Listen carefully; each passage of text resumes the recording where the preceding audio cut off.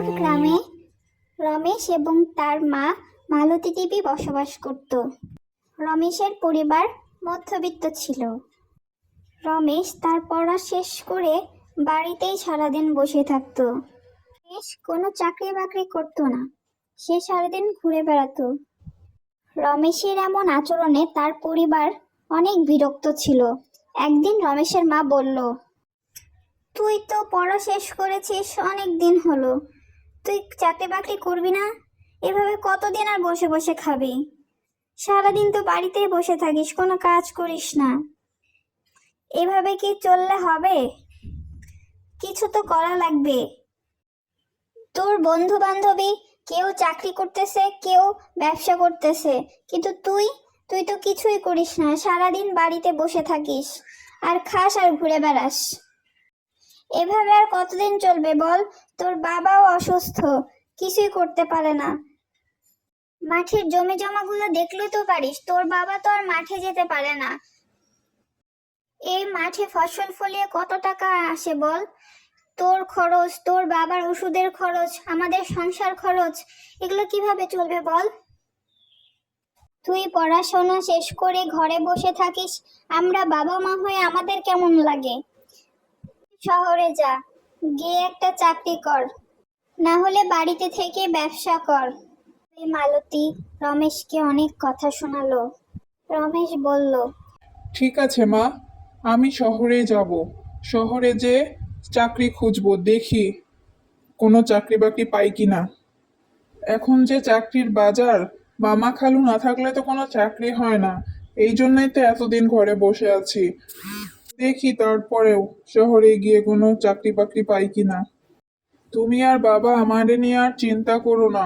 বাবা তো এমনিতেই অসুস্থ, আমাকে নিয়ে আরো চিন্তা করলে বাবা আরো বেশি অসুস্থ হয়ে পড়বে। এভাবেই কিছুক্ষণ মালতী দেবী ও রমেশ অনেক কথা বলল। পরের দিন রমেশ শহরে যাওয়ার উদ্দেশ্যে বের হলো। মা, ও মা, কোথায়? আমার ব্যাগটা তাড়াতাড়ি আনো, ট্রেনের সময় হয়ে গেল তো। বাড়ির উঠানে দাঁড়িয়ে রমেশ তার মাকে ডাকছে। মা, তাড়াতাড়ি আসো, আমার দেরি হয়ে যাচ্ছে। এদিকে মালতী দেবী ছেলের জন্য ব্যাগ গুছিয়ে ঘর থেকে বেরিয়ে আসলো। ব্যাগটা তাড়াতাড়ি দাও মা, দেরি হয়ে গেল তো। আসছি বাবা, আসছি। ব্যাগ গোছাতে তো একটু সময় লাগবে। এই নে ধর তোর ব্যাগ, এর মধ্যে কিছু খাবার দাবার, চিড়া মুড়ি সব কিছুই আছে, খেয়ে নিস। ব্যাগে কিছু টাকা দিয়ে দিয়েছি, সাবধানে রাখিস, তুইও সাবধানে থাকিস। ঠিক আছে মা, তুমিও তো চিন্তা করো না, আমি আমার খেয়াল রাখবো। তোমরাও তোমাদের খেয়াল রেখো। প্রেশারের ওষুধটা ঠিক মতো খেও, আর বাবার দিকেও খেয়াল রেখো। এই বলে রমেশ তার মাকে বিদায় দিয়ে শহরের উদ্দেশ্যে রওনা হলো। রমেশ যেদিকে যেতে ভাবছিল। এই অচেনা শহর, কাউকে চিনি না জানি না, কেউ কি আমাকে চাকরি দিবে? হঠাৎ সিএনজি থেমে গেল। সিএনজিওয়ালা বলল, মামা, চলে এসেছি, নামুন। রমেশ সিএনজি থেকে নেমে দাঁড়িয়ে ভাবছে এখন সে কি করবে। তার বন্ধু শাহিন সকাল থেকে ফোন ধরছে না। সেই তো বলেছিল তাকে জব খুঁজে দিবে, এখন আর তারই খোঁজ নেই, সারাদিন তার ফোন বন্ধ। মামা, এই ঠিকানাটা কোথায়? সিএনজিওয়ালা উত্তর দিল, এখানে তো এমন কোনো বাড়ি নেই মামা, আপনাকে মনে হয় কেউ ভুল ঠিকানা দিয়েছে। এই শহরে কেউ কারো না মামা, যে এই ঠিকানা দিছে আপনারে সে হয়তো আপনারে মিথ্যা কথা বলেছে। এইখানে এই বাড়ি আছে বলে আমার মনে হয় না, তারপরে আপনি একটু খুঁজে দেখতে পারেন। সিএনজিওয়ালার কথা শুনে রমেশ একটু চিন্তায় পড়ে গেল। এখন সে কি করবে, কোথায় যাবে? এই শহরে পরিচিত বলতে তার একমাত্র বন্ধুই ছিল, আর তো কেউ নেই। সে এখন কি করবে? রমেশ রাস্তায় দাঁড়িয়ে দাঁড়িয়ে ভাবছে এবং গলিতে গলিতে সে চাকরি খুঁজে বেড়ালো, কিন্তু কোথাও কোনো চাকরি পেল না। সারাদিন কাজ খোঁজার পর রমেশ ফুটপাতে দাঁড়িয়ে ভাবতে লাগলো এখন সে কি করবে।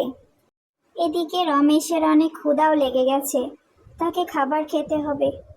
রমেশ খুঁজতে খুঁজতে একটি পিৎজার দোকান দেখতে পেল। পিৎজা খেতে যেয়ে রমেশের দোকান মালিকের সাথে পরিচয় হলো। দোকান মালিক তার সকল ধরনের কথা শুনলো।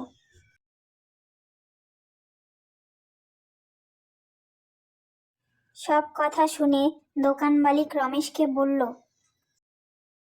দোকান মালিক বলল, বাবা রমেশ, তুমি আমার এখানে ম্যানেজার পদে চাকরি করতে পারো। আমারও একটা ম্যানেজারের খুব দরকার ছিল। তবে এখানে চাকরির প্রথম শর্ত হলো তোমাকে সৎভাবে কাজ করতে হবে। আপনাকে অনেক ধন্যবাদ। আমার একটা চাকরির অনেক দরকার ছিল। আমি এখানে সততার সাথে কাজ করব। এর কথা শুনে দোকান মালিকেরও ভালো লাগলো। এভাবে দেখতে দেখতে 2টা বছর কেটে গেল। হঠাৎ একদিন রমেশের ফোনে ফোন এলো গ্রাম থেকে।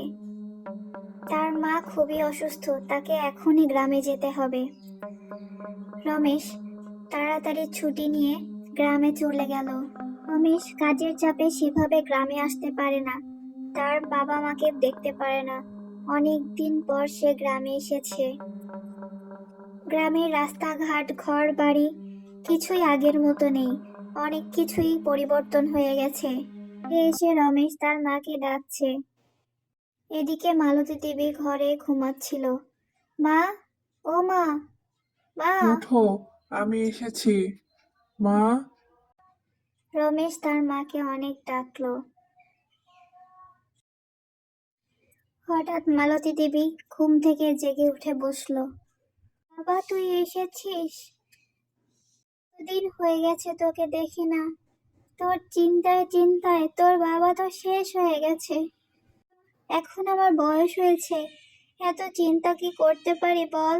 তুমি অত চিন্তা করো না তো মা। বাবা বললো তুমি নাকি ঠিক মতো ওষুধ খাও না, ঠিক মতো নাকি খাওয়া দাওয়াও করো না। ডাক্তার কাকু আমাকে ফোন দিয়েছিল, তোমাদের সব কথা বলেছে। মা, আমি ভাবছি আমি আর শহরে যাব না। এই গ্রামের সেই 4 রাস্তার মোড়ে একটা ধাবা খুলবো। তুই যা ভালো বুঝিস বাবা, তাই কর। তবে এখানে থাকলে তো বাড়িতেই থাকতে পারবি। আমাদেরও বয়স হয়েছে, দেখার তো কোনো মানুষ নেই। আর ওই 4 রাস্তার মোড়ে তো আমাদের একটা জমিও আছে, ওখানেই তুই তো দোকান খুলতে পারবি। কয়েকদিন পর রমেশের ধাবা পুরোপুরি রেডি হয়ে গেল। প্রথম প্রথম রমেশের ধাবায় অল্প কয়েকজন লোক আসতো, তাতেও রমেশ কখনো নিরাশ হয়নি। রমেশ অনেক পরিশ্রম করত, সে সারা দিন ধাবায় থাকতো। দেখতে দেখতে রমেশের ধাবার পরিচিতি পেয়ে গেল। সকলে তার ধাবায় আসা শুরু করলো। চারিদিকে রমেশের ধাবার সুখ্যাতি ছড়িয়ে পড়েছিল। আসলে কথায় আছে না, পরিশ্রমের ফল মিঠা হয়।